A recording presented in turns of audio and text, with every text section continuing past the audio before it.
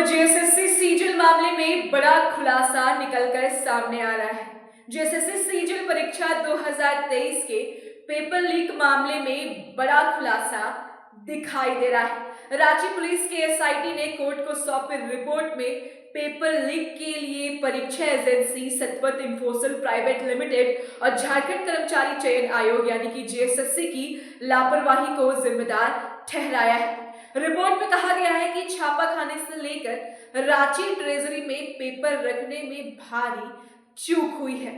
Truck से paper उतार कर ट्रेजरी में रखने के दौरान कई कर्मचारियों और मजदूरों को लगाया गया था और सभी मोबाइल लेकर ट्रेजरी के अंदर गए थे, जहां सीसीटीवी कैमरा भी नहीं थे। पेपर लीक के पीछे कई गड़बड़ियां है जो कि सामने निकलकर आ रही है। पेश है हमारा ये खास रिपोर्ट। क्या जेएसएससी सीजल मामले में पर्दा धीरे धीरे उठ रहा है? पेपर सेट करने वाली प्रोफेसर का पति खुद निकला जेएसएससी सीजल का अभ्यर्थी। उसने की पेपर सेट करने में प्रोफेसर की मदद। झारखंड में हजारों अभ्यर्थियों का भविष्य दांव पर। धीरे धीरे खुल रहा है जेएसएससी सीजल का घोटाला, जाने रिपोर्ट। चलिए आपको बता दें कि जेएसएससी सीजल के पेपर लीक मामले में कई गंभीर आरोप सामने आ रही है, जो परीक्षा की पारदर्शिता और सुरक्षा पर सवाल उठाती है। इस मामले की जांच एसआईटी द्वारा की जा रही है और इसमें कई पक्षों की मिलीभगत और सुरक्षा प्रोटोकॉल की कमी उजागर हुई है। आपको बता दें, तन्मय कुमार दास जो कि एक एजेंसी के क्लाइंट रिलेशनशिप मैनेजर थे के द्वारा पेपर तैयारी करने का काम किया गया।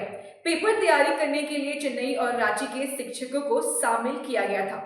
वहीं सविता कुमारी मुंडा जो रांची वुमेन्स कॉलेज की सहायता प्रोफेसर ने पंच परगिना भाषा के पेपर का सेट तैयार किया, जिसमें उनके पति एंथोनी मुंडा का भी सहयोग था और जो कि खुद सीजल परीक्षा दे रहे थे। इस मामले में सबसे बड़ी गड़बड़ी ये थी कि सविता और एंथोनी ने ये जानकारी आयोग और परीक्षा एजेंसी से छिपाई थी। वही अंजुलता कुमारी खूटी के बिरसा कॉलेज की सहायक प्रोफेसर ने नागपुरी भाषा का पेपर तैयार किया था। उनमें भी तन्मय ने पेपर तैयार करने के लिए कहा था।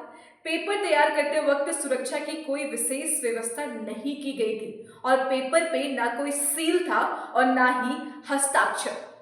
वहीं पेपर की छपाई की जिम्मेदारी सतवत इंफोसल एजेंसी के पास थी और इस प्रक्रिया में प्रिंटिंग प्रेस की सुरक्षा बहुत ढीली थी। प्रेस के दरवाजे में छेद था जिससे आसानी से पेपर बाहर फेंका जा सकता था। छपाई के दौरान पेपर को मैन्युअली हैंडल किया गया और उसके कर्मचारी मोबाइल फोन लेकर प्रेस के अंदर जाते थे, जिससे यह संकेत मिलता है कि पेपर लीक हो सकता था।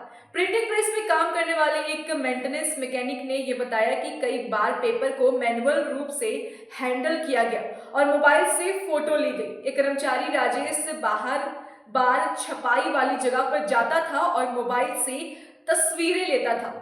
3 लिफाफों में पेपर के 3 सेट बनाए गए थे, जिनमें से एक सेट का चयन जेएसएससी द्वारा किया गया, लेकिन परीक्षा एजेंसियों ने इस मामले में कोई खास सतर्कता नहीं बरती। पेपर और ओएमआर सीट को रांची ट्रेजरी में सुरक्षित रखा गया, लेकिन अंदर की सुरक्षा प्रबंधों में लापरवाही थी। पेपर को ट्रांसपोर्ट करते वक्त कंटेनरों की सुरक्षा व्यवस्था ठीक से नहीं की गई। 11 कंटेनरों से पेपर और 3 कंटेनरों से ओएमआर सीट रांची भेजे गए थे, लेकिन इसमें सुरक्षा की कोई खास व्यवस्था नहीं थी।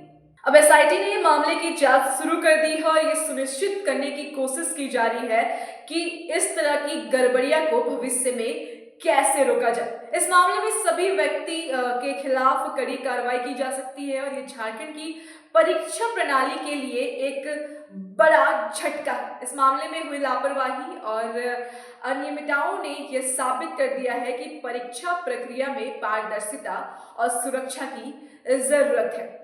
आज के इस रिपोर्ट में बस इतना ही। तब तक के लिए दीजिए हमें इजाजत और देखना ना भूले खबरस्ता।